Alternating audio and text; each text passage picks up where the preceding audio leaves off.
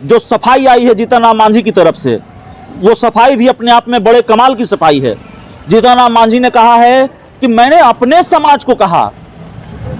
आप अपने ही समाज को गाली दे सकते हैं क्या? दानिश रिजवान की तरफ से कि कुछ शरारती तत्व, देखिए क्या कहा गया, कुछ शरारती तत्व जीतन राम मांझी के बयान को तोड़ मरोड़ कर पेश कर रहे हैं। सबसे पहली बात ये, और कानूनी कार्रवाई होगी उनको चिन्हित कर। सबसे पहली बात तो ये है दानिश रिजवान जी कि आप पत्रकार रहे हैं, आप जानते हैं ये जो पूरा बयान है इसका संदर्भ से कोई लेना देना नहीं है।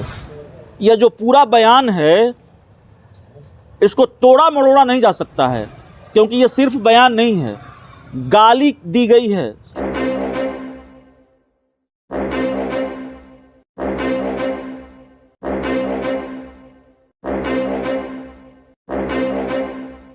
नमस्कार, आप देख रहे हैं फ्लॉप शो और मैं हूं अभिषेक मिश्रा। फ्लॉप शो में आज बात बिहार के पूर्व सीएम जीतन राम मांझी की। सवाल यह है कि बिहार के पूर्व सीएम जीतन राम मांझी ऐसे क्यों हैं? कई बार ऐसे बयान देते हैं जिससे पूरा विवाद होता है और फिर बैकफुट पर आ जाते हैं जीतन राम मांझी। बिहार के पूर्व सीएम जीतन राम मांझी ने पंडित को लेकर या पंडितों को लेकर जो कुछ भी कहा, उसके बाद उनको माफ़ी मांगनी पड़ी या कहना पड़ा कि मैंने ऐसा उन लोगों के लिए नहीं कहा जो समझा जा रहा है। तो सवाल है कि जीतन राम मांझी ऐसे क्यों हैं और इस तरह के बयान क्यों देते हैं? इस पूरी बातचीत में, इस पूरी रिपोर्ट में हम आपको यह भी बताने वाले हैं कि दरअसल आज हुआ क्या है इस पूरे मामले के सामने आने के बाद, और कैसे एक तरह से कलई खुल गई हिंदुस्तानी आवाम मोर्चा की, ये हम आपको बताने वाले हैं। अब आज सुबह आपको लिए चलते हैं थोड़ा फ्लैशबैक में। ये एक वीडियो वायरल होता है जिसमें बिहार के पूर्व सीएम जीतन राम मांझी ये कहते हुए देखे जाते हैं कि सत्यनारायण भगवान की कथा का चलन बढ़ गया है और पंडित डैश डैश डैश गाली का इस्तेमाल है, और आते हैं और कहते हैं कि मैं खाना नहीं खाऊंगा, नगद लूँगा, नगद दे दीजिए। और इस बयान पर खूब विवाद होता है, इस बयान पर खूब ये वीडियो वायरल होता है।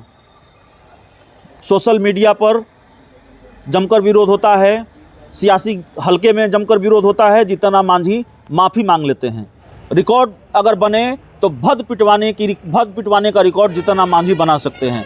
एक बार नहीं, कई बार उन्होंने अपनी पार्टी की, अपनी पार्टी के प्रवक्ताओं की, अपनी पार्टी के नेताओं की, और जिस गठबंधन का वो हिस्सा हैं उसकी भद जीतन राम मांझी ने पिटवाई है।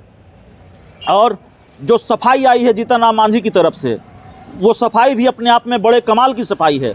जीतन राम मांझी ने कहा है कि मैंने अपने समाज को कहा। आप अपने ही समाज को गाली दे सकते हैं क्या? जिन शब्दों का इस्तेमाल किया है आपने, वो किसी के लिए भी आप करें, उसकी इजाज़त आपको कौन देता है? और क्या जिस लोकतांत्रिक व्यवस्था का हिस्सा आप हैं, जिस लोकतांत्रिक व्यवस्था ने आपको मुख्यमंत्री बनाया, मंत्री बनाया और तमाम पदों पर आसीन रहने का मौका दिया, क्या वो लोकतांत्रिक व्यवस्था, उसके संस्कार आपको इस बात की इजाज़त देते हैं कि आप गाली गलौज करें? तो बड़े कमाल की सफाई है और बड़े कमाल की माफ़ी है कि आप ये कह रहे हैं कि मैंने ब्राह्मणों को नहीं कहा, अपने समाज को गाली दी। गाली तो दी आपने। तो इस पूरे फ्लॉप शो में इतना ही। जीतन राम मांझी हैं, जुबान फिसलना उनकी आदत है। देखिए कितनी बार फिसलती है, लेकिन जाते जाते इतना ज़रूर कहेंगे कि जीतन राम मांझी या उनकी पार्टी के प्रवक्ता हों, उन्होंने ये नहीं सोचा होगा कि माफ़ी मांगनी पड़ेगी, क्योंकि जीतन राम मांझी को बयान देना तो उनकी आदत है। अब ज़रा एक और विरोधाभासी बयान पर नज़र डालिए। जीतन राम मांझी हाल के दिनों में क्या कह रहे हैं? जीतन राम मांझी ये कह रहे हैं थोड़ी थोड़ी पिया करो, और जब पलटकर सवाल होता है कि सख्त शराबबंदी वाले बिहार में थोड़ी थोड़ी पीने के लिए शराब कहाँ से आएगी, तो वो कहते हैं बिहार में कैसी शराबबंदी है आप जानते हैं। और इससे पहले जब जहरीली शराब के मौतों के मामले आए तो उनकी पार्टी का बयान क्या रहा? इसके लिए विपक्ष जिम्मेवार हैं।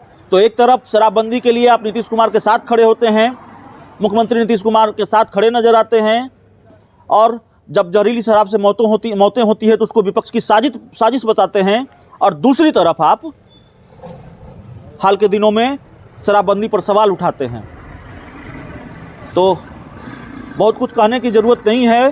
जीतन मांझी की ज़ुबान अब अगली बार कब फिसलती है ये देखना होगा। नहीं फिसले तो अच्छी बात है, क्योंकि किसी को गाली देना या इन शब्दों का इस्तेमाल करना, जिन शब्दों का इस्तेमाल बिहार के पूर्व सीएम जीतन राम मांझी ने किया, वो ठीक नहीं है। बात तो ये है दानिश रिजवान जी कि आप पत्रकार रहे हैं, आप जानते हैं ये जो पूरा बयान है इसका संदर्भ से कोई लेना देना नहीं है।